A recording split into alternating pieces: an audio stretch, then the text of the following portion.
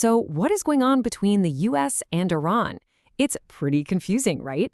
On one hand, you hear about troop deployments and threats of war, but on the other, there are these whispers of secret meetings and back-channel deals.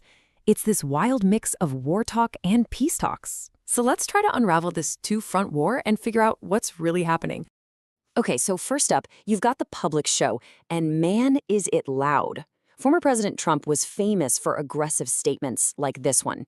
Sending an aircraft carrier is a pretty undeniable message, right? It's all about projecting American power right into the Persian Gulf. And you better believe Iran's supreme leader, Imam Khamenei, didn't just sit back and take it. He fired right back with rhetoric that was just as heated. And, this isn't just empty posturing. It's a really high-stakes war of words, where each side is trying to match the other's threats, creating this super tense atmosphere. But this war of words, it's not just stuffy speeches from podiums. Oh no, it has spilled over into a full-on propaganda battle, and it's being fought online, where, let's be honest, perception is pretty much everything.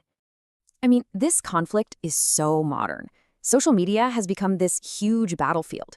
You can find memes of Iranian leaders sinking U.S. aircraft carriers, and even these really sophisticated AI-generated videos showing entire U.S. fleets just burning in the ocean. It's a total psychological campaign designed to project strength and defiance. And get this, Iran isn't just taking shots at the U.S. They're also turning up the heat on key American allies, especially Israel.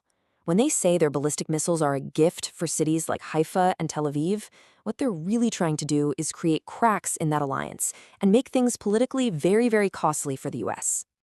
Okay, so with all this noise, all this public drama, you gotta wonder, what's the real fight about? Because behind all the threats and the propaganda, there are these huge disagreements being hashed out in secret talks. Let's peel back the curtain and look at what they're actually arguing about. And wow, this table really lays it all out, doesn't it? On the nuclear program, you can actually see a path to a deal. Iran is saying, hey, we're willing to cut our uranium enrichment by 60%, but, and it's a big but, only if the U.S. lifts all the sanctions.